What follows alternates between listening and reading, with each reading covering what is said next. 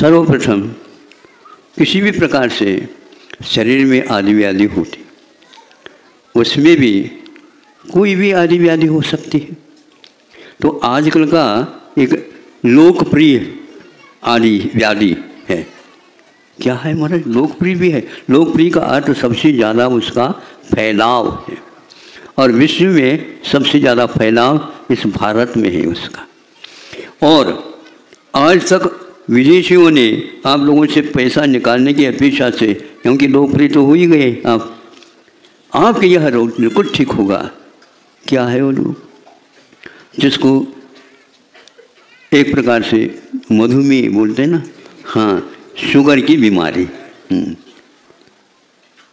Diabetes या English में, क्योंकि कुछ लोग तो हिंदी और वो जानते ही नहीं, क्या कर सकते हैं, और हमें इंग्लिश आते हैं, हम कैसे बताएं? फिर भी उनका ये प्रचार आज तक सुना हमने भी, क्योंकि 50 वर्ष से यह व्रत देना अपना काम तो होता, आते हैं इस प्रकार के लेते हैं। अब उसमें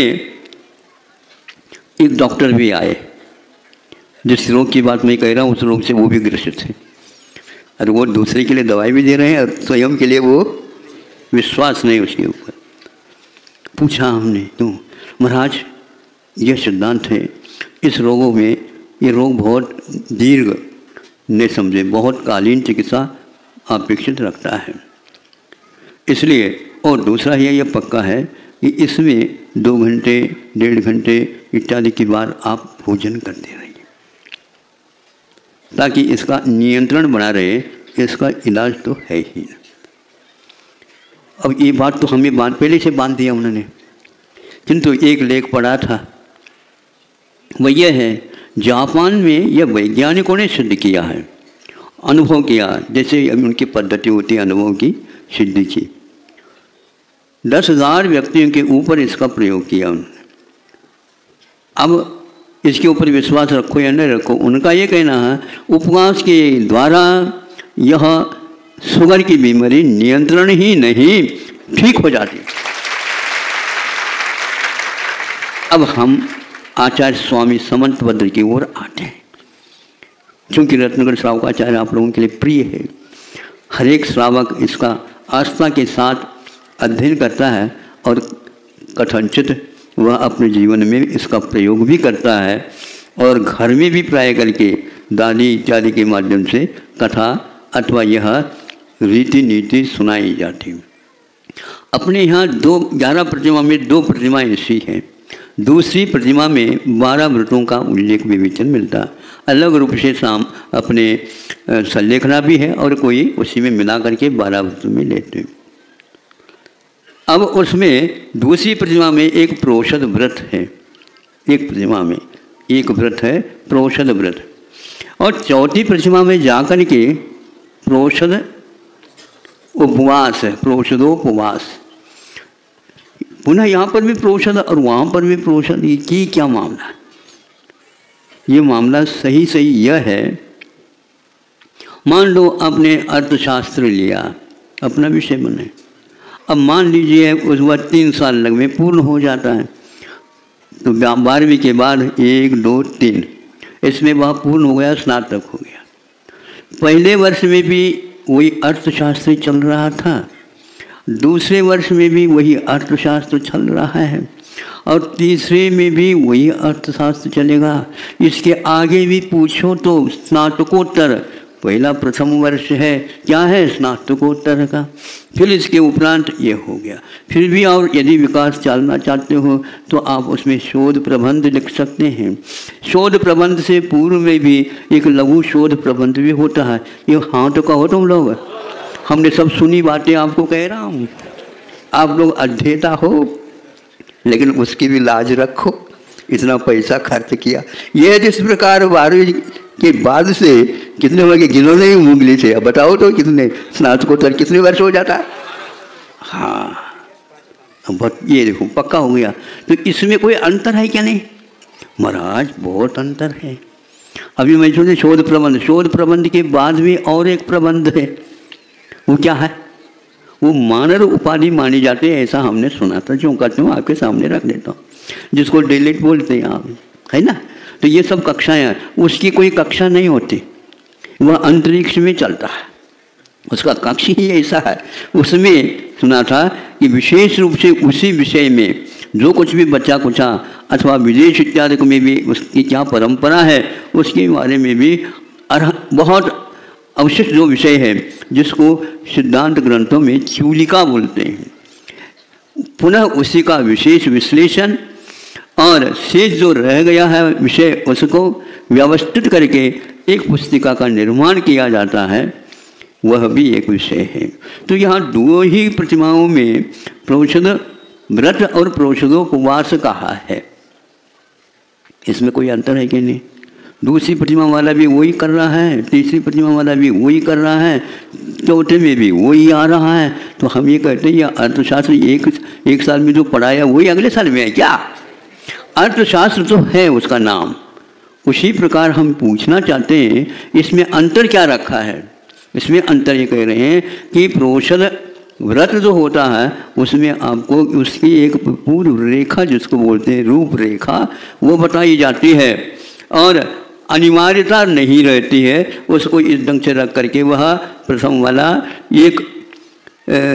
एकमात्र व्रत करके ही रहता है, आगे पीछे कुछ नहीं रहता। यदि अभ्यास के तौर पर करना चाहता है तो सप्तमी के दिन और नवमी के दिन भी एकासन कर सकता है। इसको उन्होंने प्रोषद माना है। प्रोषद का अर्थ एक प्रकार से सकृत भुक्ति, सुन रहे हो? हाँ, यहाँ एक बार भोजन करना, वो भी कब?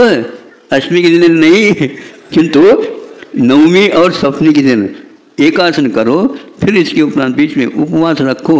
हाँ, उसमें यदि चाहें एकासन तो करना पक्का ही है, तो ये भी और नवमी और सप्तमी में भी।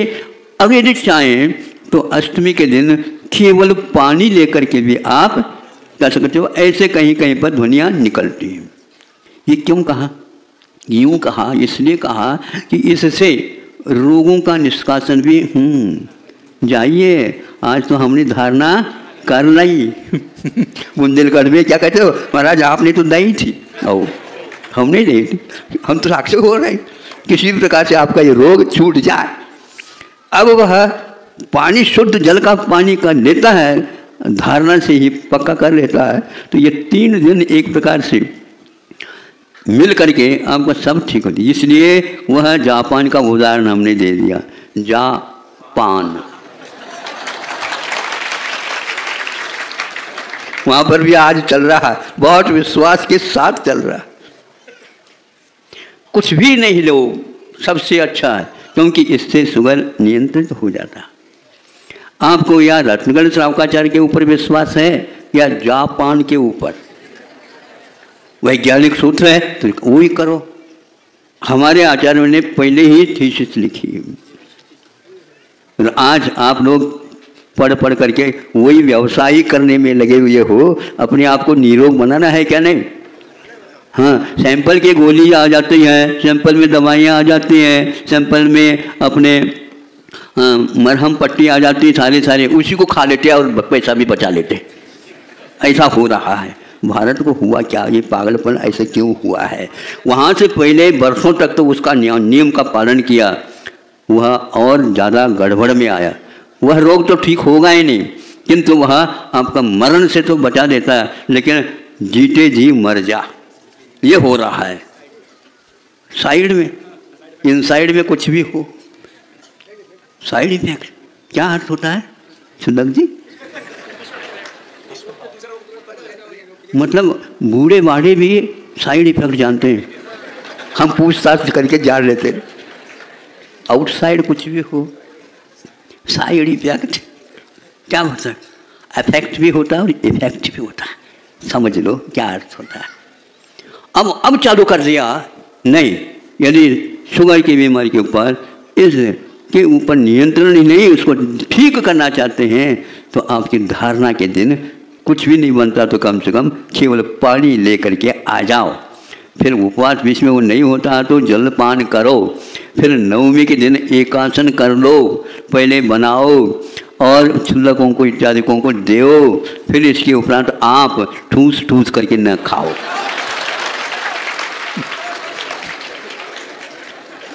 हमारी भाषा आपको समझ में आ रही? ओ, ये है भारत। अब यही दूसरी प्रतिमा चौथे में चले जाएंगे तो आपको सप्तमी के दिन एक आसन ही करना, और वह भी हल्का फुल्का, वह भी फुल्का कहने से पूरी नहीं, क्योंकि वो भी तो फूल थी। हाँ, वो नहीं मिलेगा महाराज। नवमी के दिन भी कुछ नहीं मिलेगा, सप्तमी के दिन भी कुछ नहीं मिलेगा, और बीच में देवता आ गई, उपवासी देवता। कैसे उपवास करेंगे, शक्ति कैसे रहेगी? सब शक्ति बिल्कुल बढ़िया रहेगी, जैसे शास्त्रोक्त लिखा उसके अंदर करेंगे, पक्का है। इसलिए शास्त्र के ऊपर रखोगे विश्वास तो सम्यक दर्शन साथ चलेगा। और दूसरी प्रतिमा की असंख्यात गुणी निर्जला ज़्यादा चलेगी। नहीं समझे? जिन्होंने इस व्रत को अंगीकार नहीं किया उसके ऊपर बैठने का आपको सौभाग्य मिलेगा। क्या चाहते हो? ताली बजाना तो चाहते हो, लेकिन इसमें से क्या चाहते हो? इस प्रकार जलोपवास को भी उन्होंने, जहाँ तक मुझे स्मरण में आ रहा कि चारित्र संहिता में ये लिखा हुआ, जलोपवास को भी इसलिए, जल अपने आप में आहार में नहीं आता, और उसको पेय नहीं, पेय तो दूध भी है और रस है, मठा है, आदि आदि पेय में आ जाते हैं, लेकिन जल पेय में नहीं आता। जो कुछ खाया पिया है उसको पचाने में अपना योगदान देता है, आपके नेत्र की ज्योति को सुरक्षित रखता है, और बीच में जो आपके भीतर जो घुस करके बैठी है सेना और आपके ऊपर राज सत्ता चलाना चाहती है, कान पकड़ करके वह बाहर निकाल लेता है। लेकिन यदि मान लो भोजन आपने अति कर लिए तो वह पानी आपके लिए पूरा काम नहीं कर पाएगा। तो क्या होगा? भगोनी में आपने खिचड़ी बनाने के लिए रख दिया, ऊपर तसरी भी ढक दिया और नीचे से आग भी लगा दी, बहू आकर के थोड़ी सी आग को और तेज कर दी, और क्या हो गया?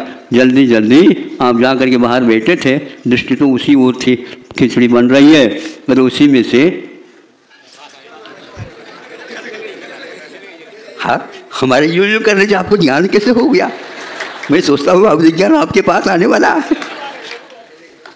हाँ, कैसे महक आ रही है? नहीं महाराज, वास अथवा बदबू।